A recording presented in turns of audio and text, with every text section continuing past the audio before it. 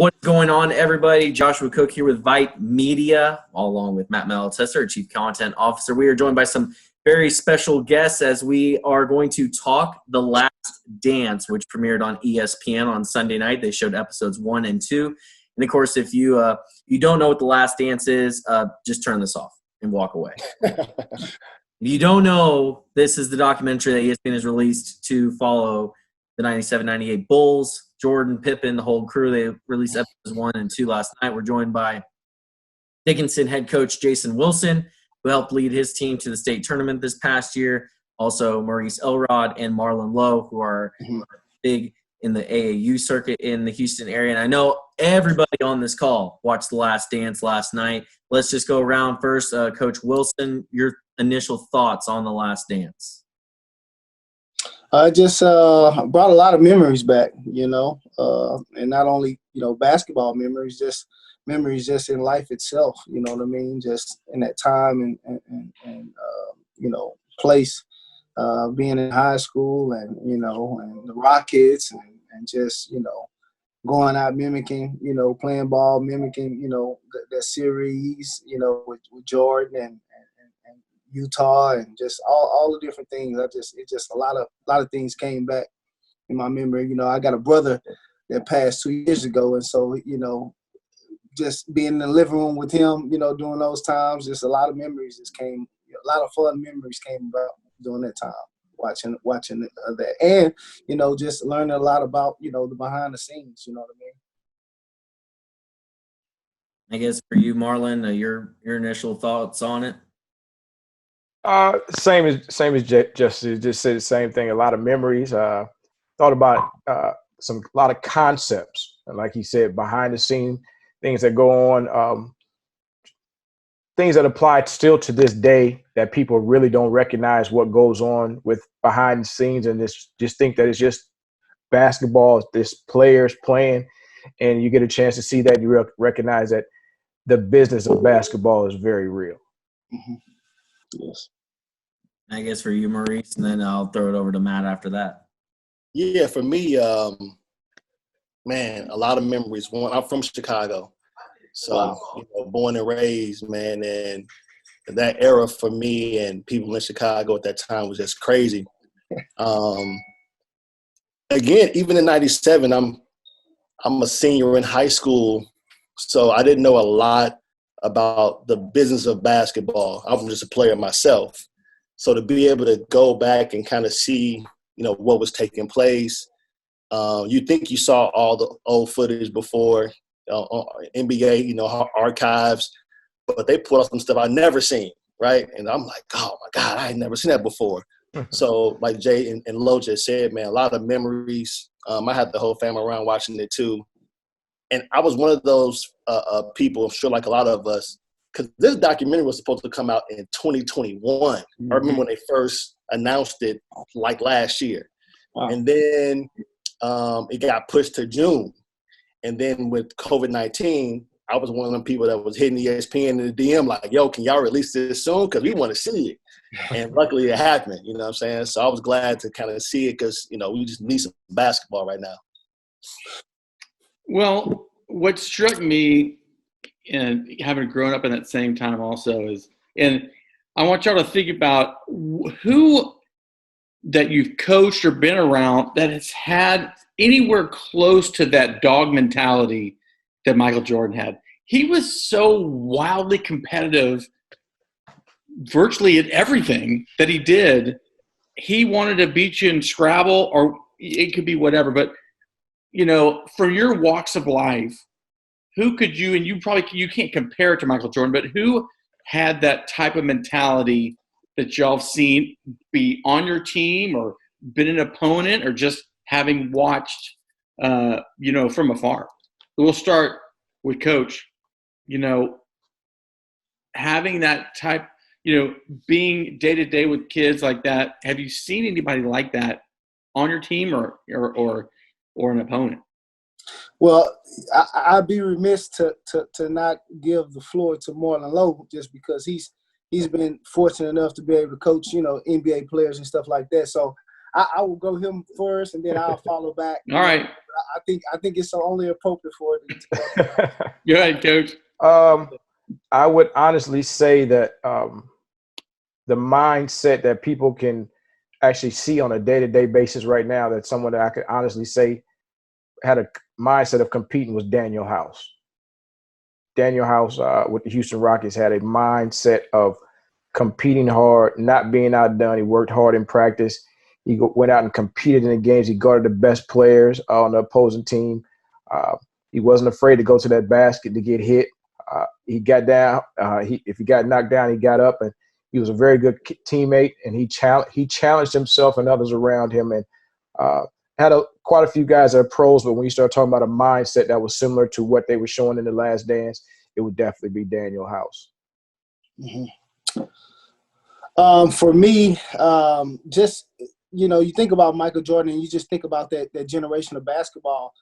Nowadays, man, that's a rare breed. I mean, it's just so different, and so it's just kind of hard for me to, really, kids compete, but they don't compete at that level. You know what I mean? And so, so I don't want to take it away from the kids not competing, but to almost get into fist fights and not worried about, hey, that's my friend. Yeah, that's your friend. And that's your bro. But, I got captains on my team, and, those guys are, college players. But, it's times where I say, hey, man, just go right up to them and tell them, hey, you ain't getting it done, or, whatever, and say it in a way that, and it wasn't, it's almost, that kind of resistant to do it, nowadays. It's just different, man. It's just so different, and when I say that, you even just look at the parks. I'm surrounded by a lot of parks in our district. I mean, ain't no basketball being played outside, and, it's just a different generation. So not to just, shun on this new group, but I can't think of anybody like Mike, you know what I mean? And I'm sorry. Yeah, I would, Matt, I would kind of piggyback on that.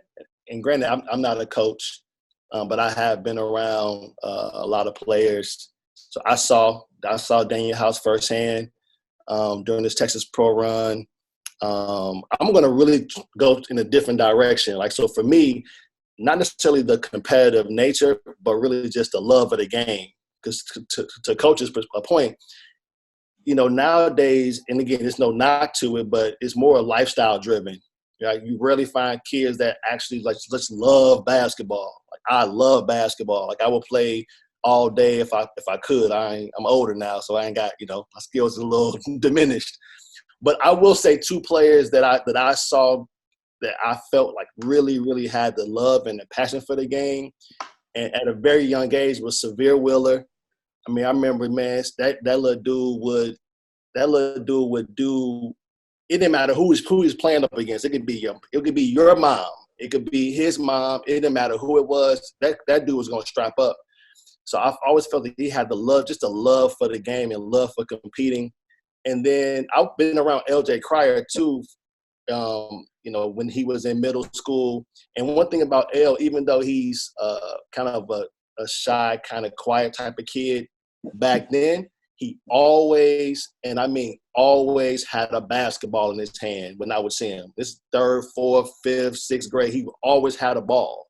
And I mean, no matter when I would see him, we could be at a track or football game, he there watching, but he got a ball with him.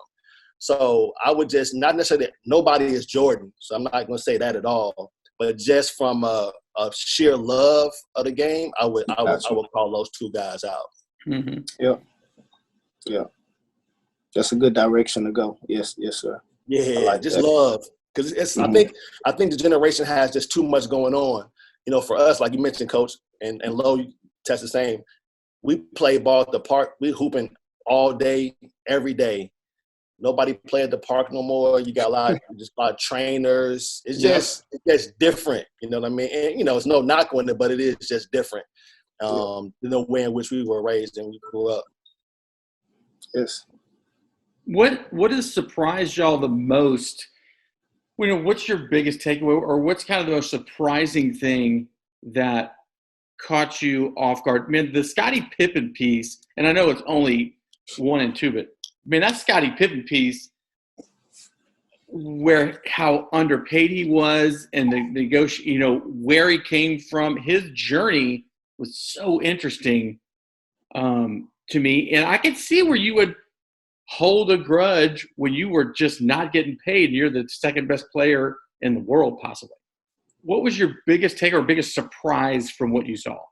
I really wasn't surprised. Like Mo said, I think we were both in Chicago at the same time, around that same time. So I wasn't surprised. What stood out to me was this. I saw a lot of things, debates on social media about Scottie Pippen this and he wasn't paid this. But I remember this, before they even talked about his contract, they got to remember where he came from. He was at an NAIA school. Mm-hmm. And when he walked into the league to get 14 or 16 million at that time from an NAIA school, it's unheard of. Yeah. So obviously I said he was protecting himself long term. So at the time it wasn't, like you said, like the owner Jerry said at the time, he said, listen, this deal might be too long for you. But at the same time, as an owner, you might be comfortable with that. And Scottie, my mindset is look, I'm here in this league. It wasn't like that when he first got in, but it transitioned to that because of the success for the Bulls while he was there. So with that being said, Jerry also said, look, once I sign this, don't come back. Yeah. Don't come back to me now. That was so we got to, and so from a comfortability level, when Scottie first signed it, it was about what it should be. It was about what it should be. Now, people can sit back and say, okay, the Bulls, out of respect for Scottie, should have went back and renegotiated his contract. Yes, but at the same time, that's not how it always works. Mo, what about you, Mo? What was surprising to you? Yeah, I have a different stance on that. I felt like, regardless of your circumstances, right? You NAIA, you're coming from a poor background, all those things. My biggest gripe is just probably with his agent. You negotiated that deal, and it was a long deal. 7 years is a long time. Now, granted, it wasn't his rookie deal, so he was 4 years, roughly about 4 years in the league at that time. Mm-hmm. When that deal came about. And it's different. See, we all of us in this Zoom meeting right now, we all have a salary. Some of our salaries are public information. If it's public information, that's different. If I don't know how much money Marland Lowe is making versus what Coach Jason is making, what's Matt, then I don't know. But if I know that Luke Longley is making more money than me, I'm tight. So to me, that was a big deal. It's like Tony Kukoc, Luke Longley, those guys should have been paid more. So I don't know what his agent, I don't know what they were doing when that came up with his deal. But I feel like that to me was the biggest shock. Like, wow, Scottie he has all of these the success stat wise, and it's based off of that, right? So you're talking about having these tremendous stats, yet and still you're the sixth highest paid player on the Bulls. And again, it's public knowledge. So when you averaging or having a triple double and Luke Longley got 8, that couldn't have sat well with me. That's why I feel like that to me was the part that kind of really stuck out. But like Lo mentioned, it's a business, and you sign this deal, and maybe they could have renegotiated, but at that time, it is what it is. I will say this: Jerry Cross obviously is great at what he does, right? Or what he did at the time, because he put together a team of a lot of, powerful, egotistical players when Rodman or Pippen or Jordan, and it all worked. And maybe that was obviously Phil Jackson's doing, but he did put it together. He had a huge role in putting it together. But that, again, my last point there is, if you have an agent negotiating your deal, then you should come out with something better than that. Coach Wilson, what did you take away? What was your biggest surprise? My biggest surprise, and I go in a different direction as the other two. One is just, I'm always trying to learn and get better as a coach, and just always trying to, get wisdom and just, heed to warnings. And so for me, always looking at things in a perspective of coach's eyes.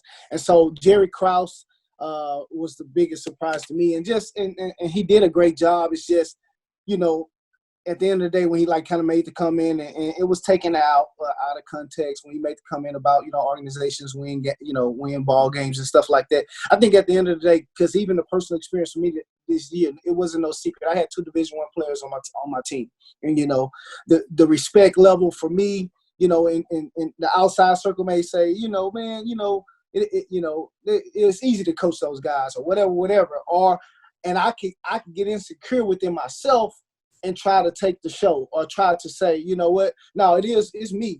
I'm a part of that. And so at the end of the day, if you're secure about yourself and you're all about the players, and you want to get the players, you want to put the players out in the spotlight. And so I just thought, and I'm not saying, that Jerry Krause did that, but it was just a warning to me, is that it was times where, my prideful would flesh up and say, man, y'all just don't know how much I teach these guys, or what they don't know in the day-to-day, practice and stuff like that. But what people will say is, well, man, it should be easy, you coaching those guys. It's just different things that I just had to just remind myself to just stay humble. A lot of things that come my way, and I, and that's just who I am. And so just when you do come across a good team, don't get in the way of your ego. You know what I mean?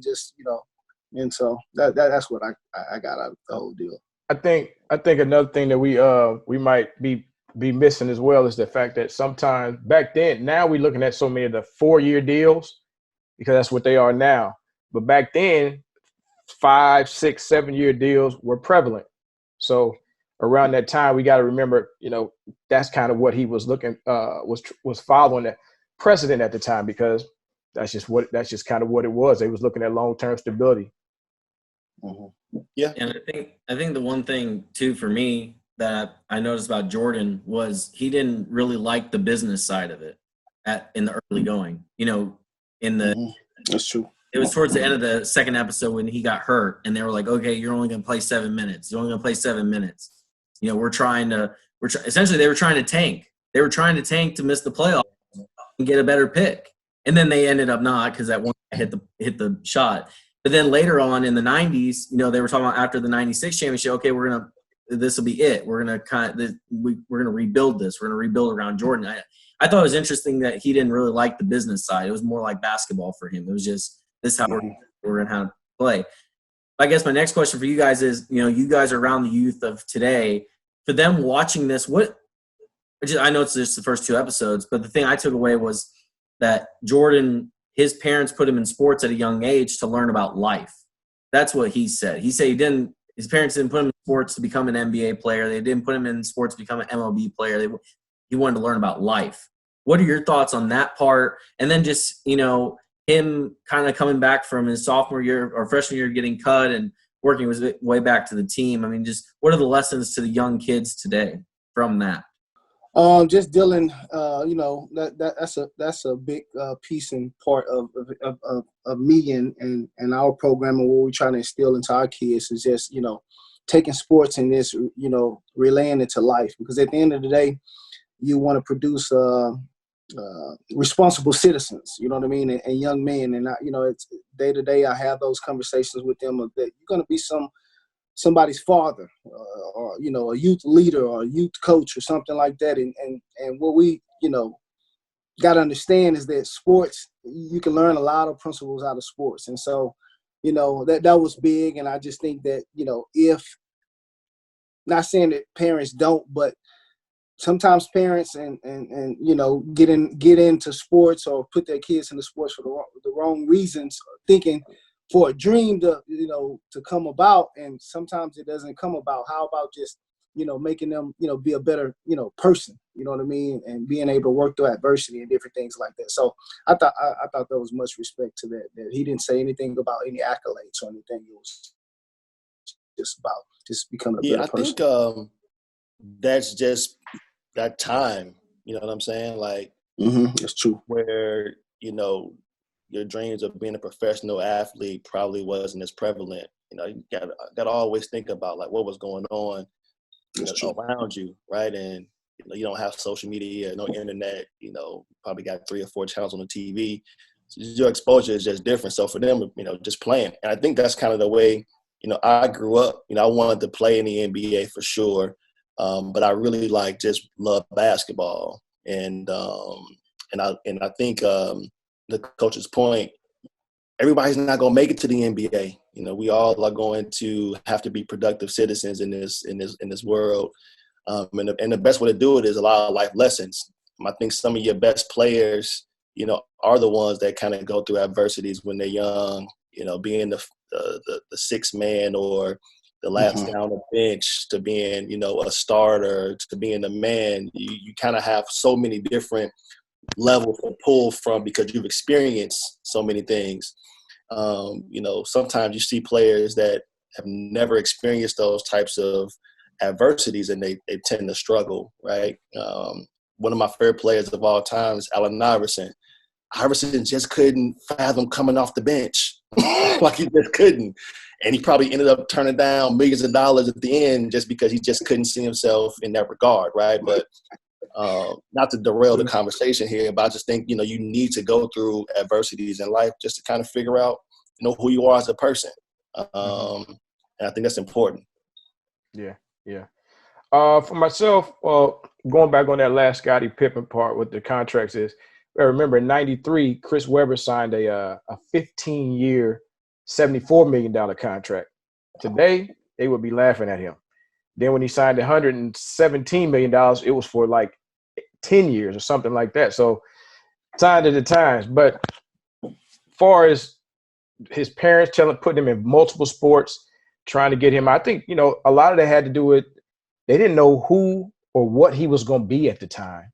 So you want to diversify your portfolio, go out, play baseball, which he wound up loving and coming back to later on in the game, later on in it, play some football, play basketball with your friends all the time, learn how to build everything that you are. So therefore, when it comes down to it later on in life, whatever you want to be, it'll come. And as he got old, when he was cut, when he came back after the summer, they say he had grew some inches. So before that, they said if he would have been who he was at 5'10", it wouldn't have mattered. But since he grew, it helped. And while him being able to play multiple sports, that continued to help him with his growth as well. But I think also by them putting him out around different sports allowed him to be able to see the mindsets and attitudes that you got to have, the different adults that he was around, which maybe had a lot of influence on him. So I'm pretty sure that a lot of his people that he communicated with or people that he really respected probably just wasn't always in the basketball world as he got over. He probably got a lot of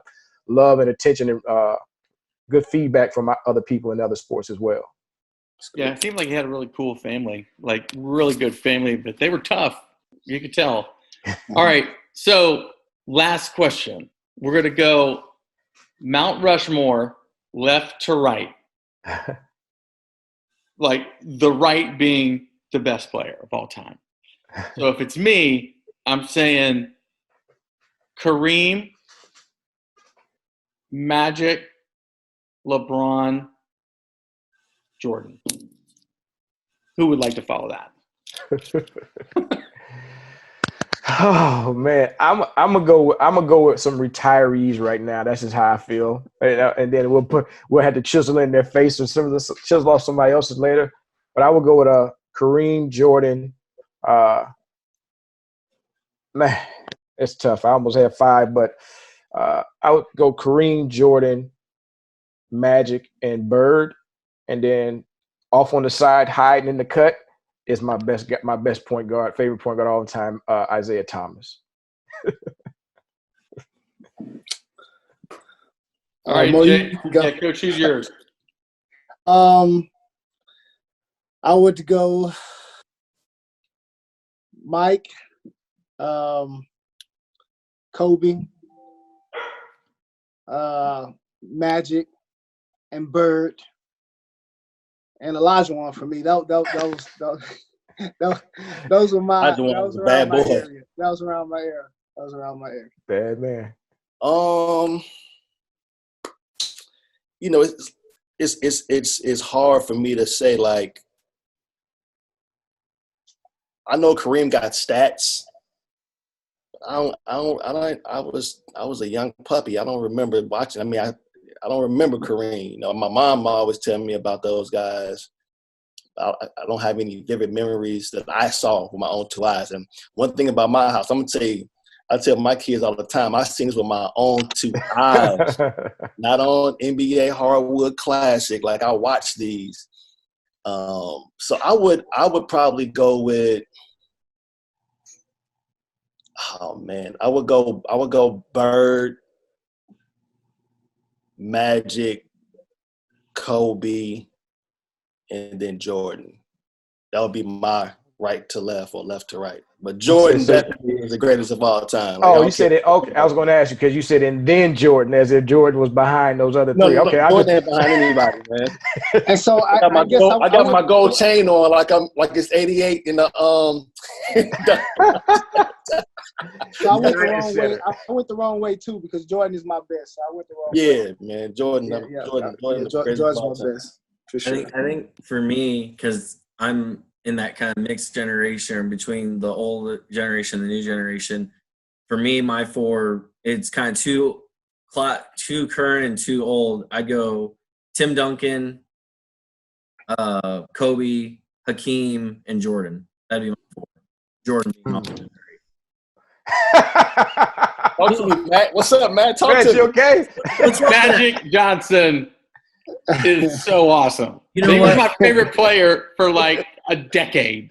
Here's my thing. I grew Tim up. Duncan? What? I grew up an hour from San Antonio. Okay. And Robinson and Avery Johnson get the Spurs up to where they were in 99, and then the Spurs did their thing in 03 and 05 and 07 and all that stuff. So Duncan was, that little off the glass shot by Duncan. Come on.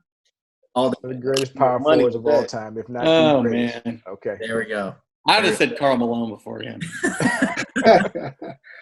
I think what was the most interesting thing out of the whole thing last night was in that draft where Jordan was taken, Hakeem Olajuwon goes number 1 and Jordan goes number 3. And I saw a tweet today that said, nobody is saying the Rockets made a mistake in that year. No one will come out and say, because, of that year when you had Olajuwon at 1 and Jordan at 3. So that's my last take on last night.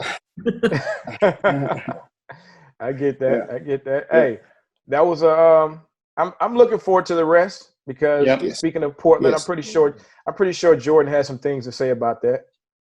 Yes, sir.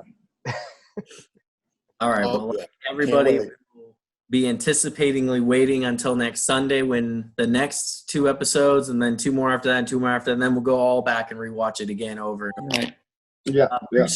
We appreciate the time. Coach Jason Wilson from Dickinson High School, Marland Lowe, and Maurice Elrod from the AAU circuit. Of course, Matt Malatesta, Chief Content Officer. We will be back next week to review episodes 3 and 4 of The Last Dance, which will be seen on ESPN. Let's do it. Thanks, guys. Thank you for having me.